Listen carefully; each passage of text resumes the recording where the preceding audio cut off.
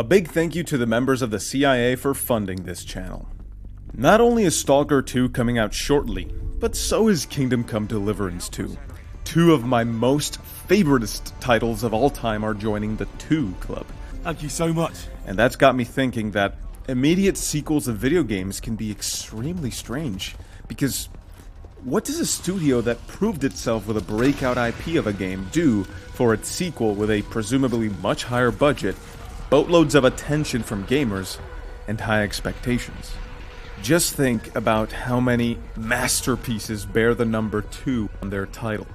I'm not just talking about sequels here, I'm talking about second installments, so even Red Dead Redemption 2, which is a prequel, Half-Life 2, Halo 2, Resident Evil 2, Silent Hill 2, Witcher 2, Outrun 2, Call of Duty 2, Call of Duty 2 Big Red 1, Uncharted 2, Max Payne 2, Fall of Max Payne, Mass Effect 2, and that's just scratching the surface. Scratch was in there, writing his horror story. Alan Wake 2. And it's often weird, because we've seen studios produce masterpieces only to crash and burn in terms of sales expectations. That's what happened to Max Payne 2.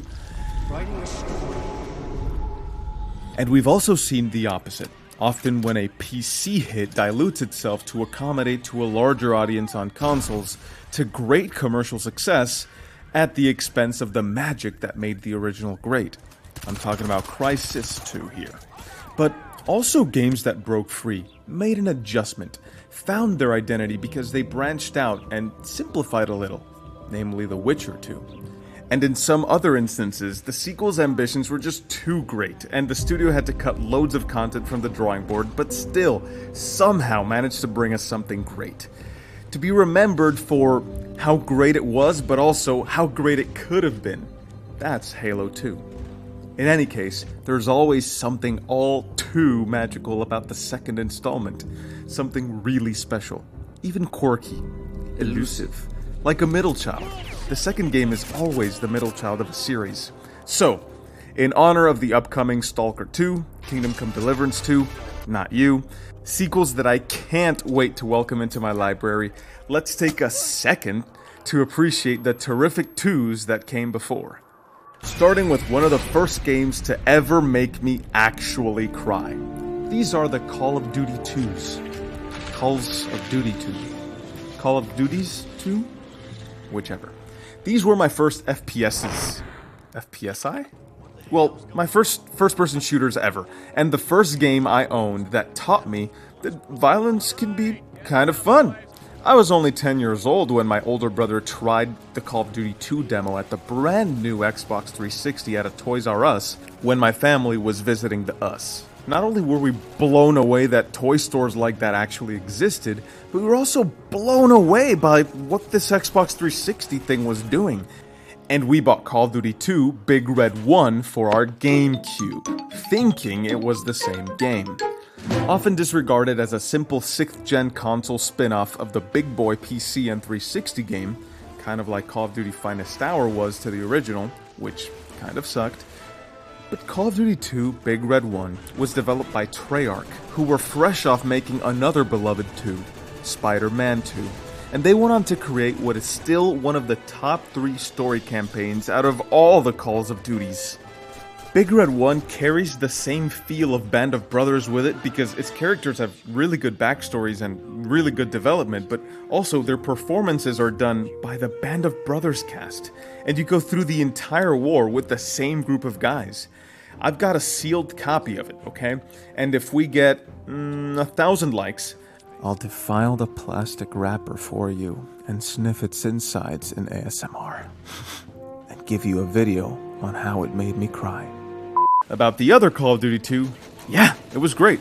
We got it for our computer once we realized that it wasn't the same game, and while the graphics and gameplay was noticeably next-gen in comparison, and it was highly moddable, we were shocked that the campaign wasn't as good as the 6th gen Big Red 1.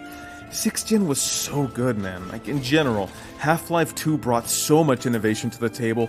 I think it marked a clear before and after in not just the FPS genre, but also in games in general. I love that era of games where physics as a mechanic was central to every experience. I'm glad I got to play Half-Life 2 much later on though, because as a kid, I wouldn't have appreciated just how good and how impactful it is, as both a game and as a technical achievement, and it's just a much more complex game in both regards than Call of Duty 2, and older me really appreciated that. But a game that I was dying to play at that time period, still as a kid, was Halo 2. I didn't have an Xbox, so I was basically relegated to enjoying Halo 2 vicariously through playthroughs and montages of Breaking Benjamin's Blow Me Away on YouTube. I only got to have a playthrough of my own when the Master Chief Collection brought Halo 2 Anniversary over to PC.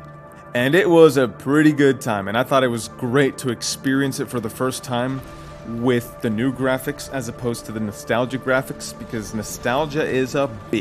I get why a lot of remakes get a lot of flack, but thank heavens for remakes, because let's go back to 2004 again and look at Max Payne 2.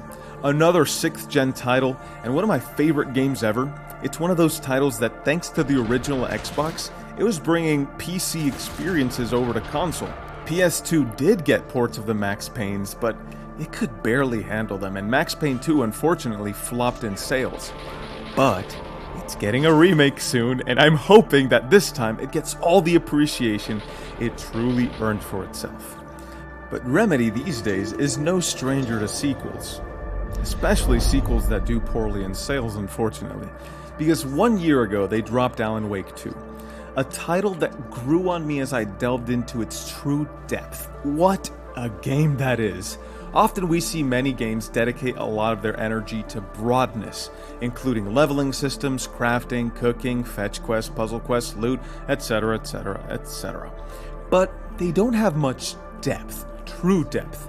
Alan Wake 2 is one of those games that is so rich in meaning and detail that you can sink 100 hours into it and still be left with some mysteries to crack. And that's because a lot of what fuels Alan Wake 2 is little bits and pieces of all of Remedy's games, and I'm here for it. I'm now a huge fan of Remedy Entertainment, and I can't wait to see what they're cooking for Control 2, and I really hope that you guys try Alan Wake 2. It's a game that's underperformed in sales, apparently, but it shouldn't, because it is one of the best games of last year, possibly the best. I can't wait to see what they're cooking for Control 2, the Max Payne remakes, all thanks to the questions that surfaced while I ventured through Alan Wake 2.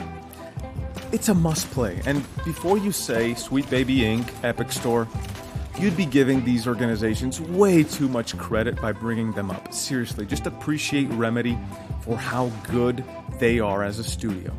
They've come a long way since they parted with Rockstar Games and are pretty much independent these days. But speaking of Rockstar Games, you can never give them too much credit for the amount of detail that was packed into Red Dead Redemption 2. I have to bring this game up, even though you already know everything that is amazing about it. It made the arrival of 9th gen platforms and games feel like 8th gen plus because of how ahead of its time it was, even for 2018. Not quest design wise or gameplay wise, but as a package. It was almost inconceivable that the original Red Dead Redemption could receive a sequel to match it, although this is a prequel, a second installment. But I think Red Dead 2 actually surpasses it, even though I'm more nostalgic for Red Dead 1. Like, Red Dead 2 just did it. It became a cultural phenomenon. When else do you hear Jack Black and Joe Rogan talk about video games? And what else is there to say?